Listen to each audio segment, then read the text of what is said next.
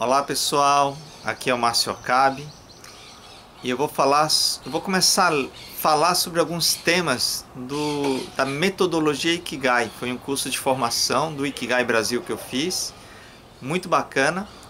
Eu vou começar a falar para vocês sobre alguns autores. Eu vou começar com a PNL, Richard Bandler e John Grinder. A PNL é a programação neurolinguística. E a melhor forma de explicar o que é programação neurolinguística é fazendo um exercício. Então, gostaria que vocês fechassem os olhos e imaginassem cortando um limão. Aí você corta o limão, depois pega uma das metades do limão, leva até a boca e espreme. E aí você sente aquele caldo do limão bem azedo. O que acontece? Você começou a salivar?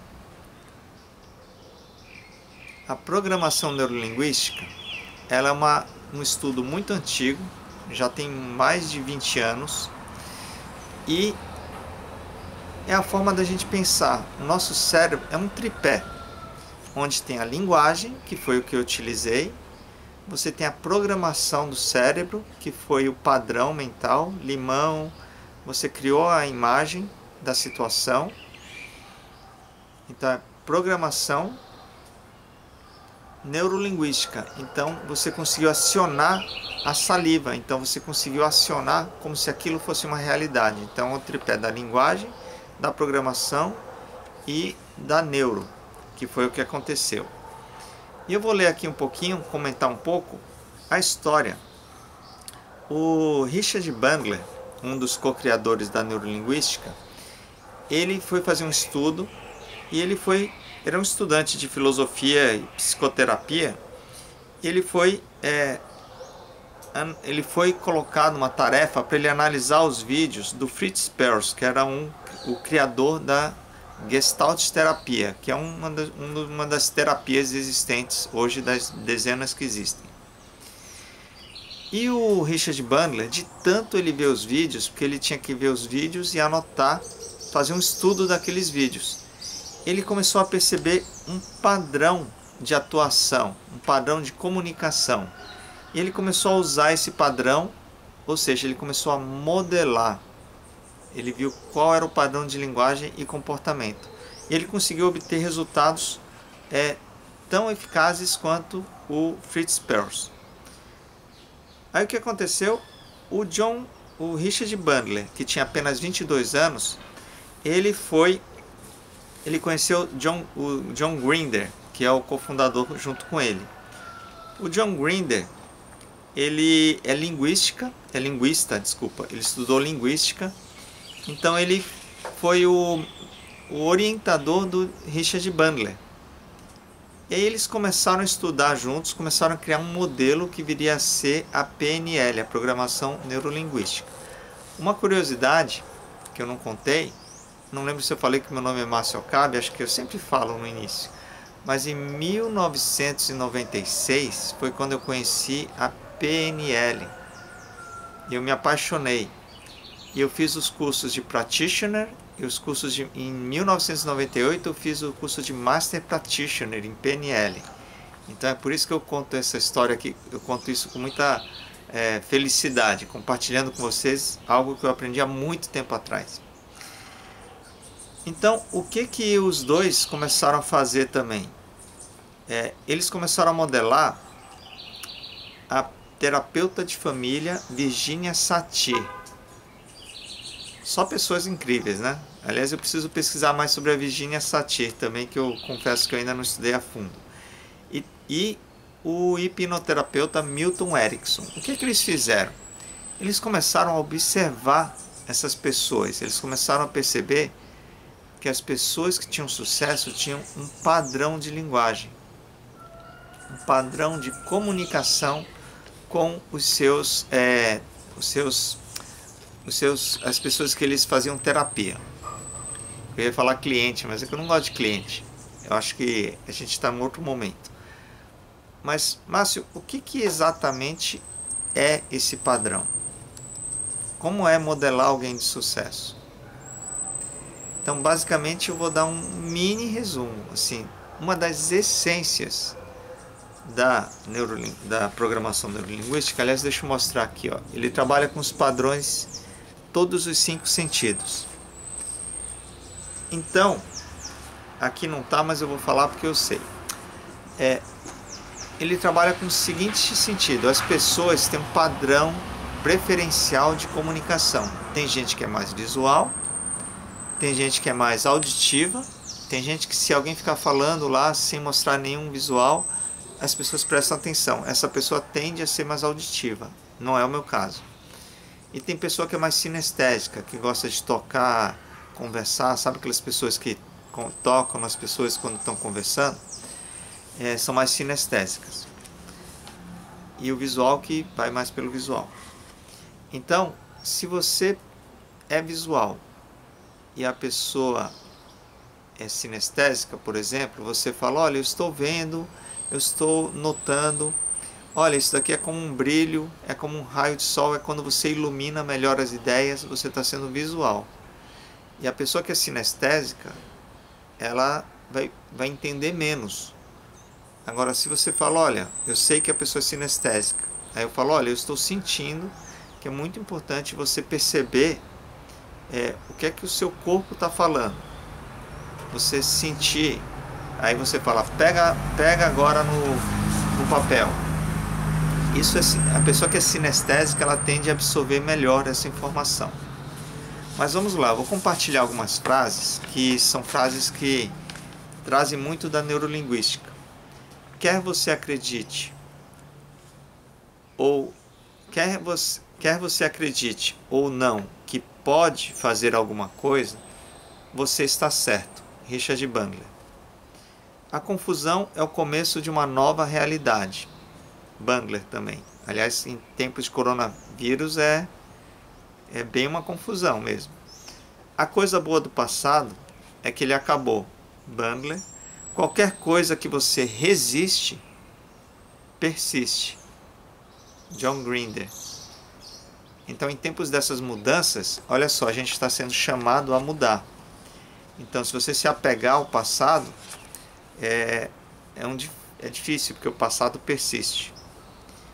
É fácil sentir-se deprimido se você olhar para baixo o tempo todo. Grinder. Também tem muito a ver com essa programação. Se eu olhar para baixo e falar: nossa, lamentando a crise, ela persiste. Se o que você está fazendo não está funcionando, faça outra coisa. John Grinder. Lembra aquela frase do Einstein também: insanidade é fazer as mesmas coisas esperando resultados diferentes.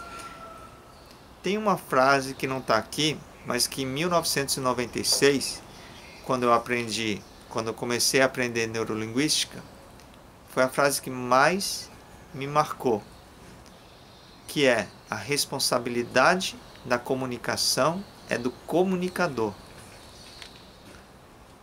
Então, o que é que a gente vê? E eu também, logicamente, eu estou dentro. Nas confusões, quando tem algum conflito, é comunicação e expectativa. As pessoas esperavam coisas diferentes, ou seja, a comunicação não foi transparente. Então, em todo conflito que a gente tem, pessoal ou profissional, para pensar onde você também falhou na comunicação. Depois que eu aprendi neurolinguística, algumas frases que eu eu uso a palavra nunca. Eu nunca mais usei. Você não me entendeu. Eu não uso mais essa frase. Porque quando alguém não me entende, eu penso: poxa, eu acho que eu não expliquei direito. Aí eu falo a frase: olha, eu acho que eu ainda não expliquei da forma correta. Então, olha a programação diferente. Você não me entendeu, você joga para o outro. Agora, quando você fala: olha, eu acho que eu ainda não me coloquei da melhor forma, você traz para você mesmo a responsabilidade da comunicação. E o que mais eu posso falar aqui para vocês? Gente, uma coisa muito legal aqui que eu vou falar principalmente a programação que a gente faz para a gente mesmo conseguir atingir um objetivo. Concordam que todos nós trabalhamos para fazer alguma coisa? Então aqui tem um gráfico muito bacana que mostra e resume o que seria essa programação. Olha só, não farei é a pior escala, você não vai fazer mesmo. Não posso fazer, você já subiu um pouco, porque você está dizendo que não pode, mas talvez queira. Quero fazer, como fazer, tentarei fazer. Olha que legal, outra palavra para vocês cortarem no vocabulário, tentar. Posso fazer e farei. Isso aqui resume muito a programação que a gente faz conosco mesmo. Isso tem a ver com ambiente, comportamento, crença e identidade. E a PNL trabalha muito isso, essa questão. Dependendo do nível que você está, você vai dizer, ah, Márcio, vídeos, vamos pegar os vídeos. Muitas pessoas falam assim, eu quero fazer, mas não sei, eu quero fazer mais. Aí tem uma palavrinha ali, mais. E eu vou pegar esse gancho, eu quero fazer vídeos de forma natural, mas muitas pessoas começam a gravar vídeos e, para piorar, ela não tem o mais consciente, ou seja, ela não percebe que ela não grava vídeos muito bem, que ela passa às vezes uma insegurança, uma arrogância, algo que teria que ter uma terceira pessoa, já vou falar disso, observando para dar o feedback para essa pessoa. Então a neurolinguística ajuda nisso, ajuda você a criar esse modelo. Só que eu ia falar dos níveis. A PNL trabalha com os níveis. Comportamento. Dependendo da linguagem que a pessoa fala, você fala, poxa, ela está no nível de comportamento, então eu posso criar habilidades. Vou pegar um tema que é mais didático e é muito usado na PNL, para você identificar. É quando fala de pessoas que são obesas, pessoas gordas. Então, se a pessoa fala, eu sou gordo, eu sou gorda, ela usa essa expressão, ela está no nível de identidade. Se ela coloca, eu não consigo, eu acredito que minha família é assim mesmo, eu acredito que é um castigo, acredito que não tem jeito, ela está no nível de crenças. Aí se você vai no nível de habilidades, eu não sei, eu não sei como fazer para emagrecer. Aí você vê que é um nível mais fácil, vamos usar a palavra fácil. Então, se você está em identidade, você trabalha de um jeito diferente. Se você está no nível de capacidade e habilidade, já são outros níveis. Então, gente, neurolinguística é um mundo, então só estou gravando esse vídeo para compartilhar as minhas experiências com vocês. E aqui, seguindo na nossa leitura, aqui uma coisa bacana, modelo de mundo. Isso que é legal. Pensa num mapa. O mapa é a realidade. O Google Maps, né? O Google Maps é a realidade. Ele não é a realidade. Ele é um mapa e a gente tem um modelo mental que é o nosso mapa. Então, dependendo da nossa linguagem, essa cria a nossa programação. Então a gente, para cada um, por exemplo, uma palavra vai ter um significado diferente. Liberdade, para quem nunca foi preso, talvez seja você ter liberdade de trabalhar de uma forma mais livre. Imagina quem ficou em Auschwitz, preso em Auschwitz. Tem uma outra pessoa muito bacana chamada Viktor Frankl, que escreveu o livro Um Sentido para a Vida. Liberdade, para quem ficou no campo de concentração, tem um outro significado. Então, o nosso mapa de mundo depende das palavras e do que a gente coloca. Por exemplo, eu estou mudando o mapa da sua realidade agora. Aliás, eu não. Você está mudando, porque você, ao assistir, você pode ou não acreditar, mas a partir do que você acredita, você já mudou o mapa da sua realidade. Então, o que é importante? Fica essa dica. Ele dá um outro exemplo aqui do pneu furado. O pneu furado para alguns pode ser um contratempo, para alguns pode ser uma super dor de cabeça, porque te causou um problema lá no passado. Então essa é outra dica. começa a tentar olhar de fora e analisar, nossa, por que isso me incomodar? Por causa daquele fato passado. Então você tem que mudar as caixinhas, você muda a programação, porque às vezes quando alguém fala uma palavra, você se incomoda com a pessoa e depois você percebe, nossa, isso aqui é porque quando era pequeno acontecia isso e eu ficava irritado. Aí aquela pessoa no ambiente corporativo repete e você volta para aquele sentimento que chama âncora. Mas âncora dá outra aula de âncora, ancoragem. Então, gente, a PNL ela vem sendo usada em muitas áreas. Ela teve um período que ela ficou banalizada, porque muita gente começou a aplicar PNL sem ter o devido conhecimento. Criou-se uma disputa entre psicólogos, psicoterapeutas e quem não era profissional, e com razão, porque imagina você lidar com um ser humano sem ter conhecimento e ainda se colocar como terapeuta. Mas o que aconteceu? Aconteceu que hoje isso se transferiu para o coaching.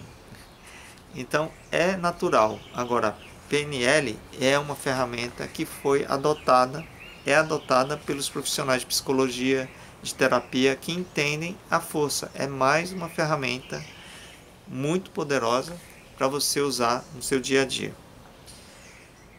E aqui, nossa, está sendo uma super retomada da... Ele fala de 3 palavras que são um pouquinho mais, não são tão usuais. Metamodelo, aliás, metacognição. É a capacidade de saber o que se conhece. Ter uma habilidade e poder explicar como ela é realizada. Vou dar um exemplo. Quem me conhece sabe que eu amo origami. Origami é o meu ikigai. Tem gente que às vezes cozinha, ou faz a habilidade e você pergunta, como é que você cozinha esse prato? Como é que você faz isso? E a pessoa, ela não consegue explicar como ela faz aquela habilidade. O origami eu sei que precisa ter foco, você precisa ter foco, atenção, você precisa ter habilidade manual para conseguir executar uma peça de origami. Então eu consigo explicar o que acontece. Metamodelo aqui já é um pouquinho mais diferente. É quando você, aqui acho que exige até outro vídeo, na descrição vou pesquisar porque é um pouco mais complexo, não é tão simples. Mas como é que eu vou dizer? Por exemplo, quando você tem aquele modelo, os homens não prestam.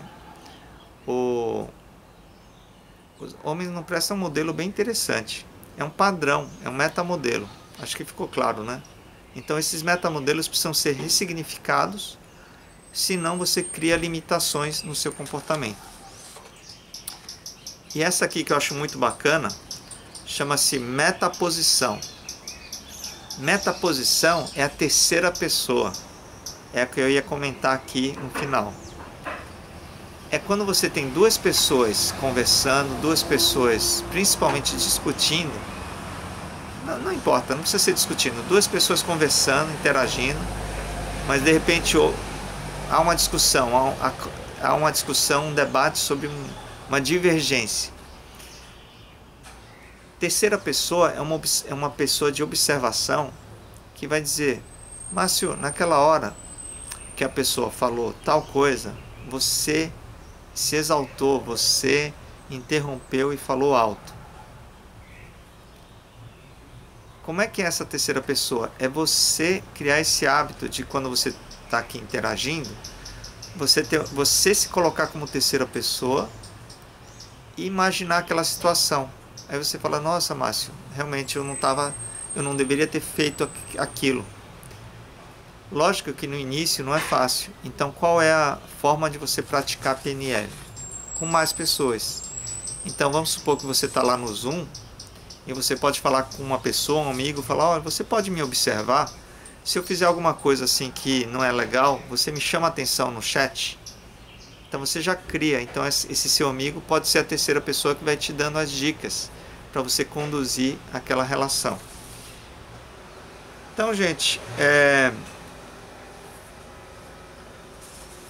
esse é PNL. Espero que tenham gostado desse papo.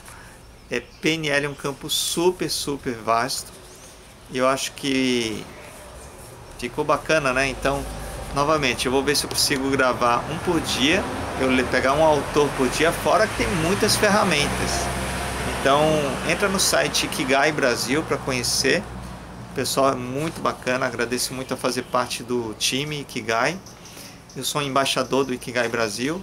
Mas antes disso eu tenho um site que chama-se jornadaikigai.com. É um projeto aberto de autoconhecimento para as pessoas que querem evoluir, querem conhecer e criar essa jornada Ikigai, que é uma jornada em busca aí do autoconhecimento. Para quem não sabe, Ikigai, lá no site tem a explicação mais detalhada, mas é a razão de viver segundo os japoneses. E é a integração entre paixão, missão, vocação e profissão. Valeu, curtam esse vídeo, se inscrevam no canal e compartilhem com os amigos.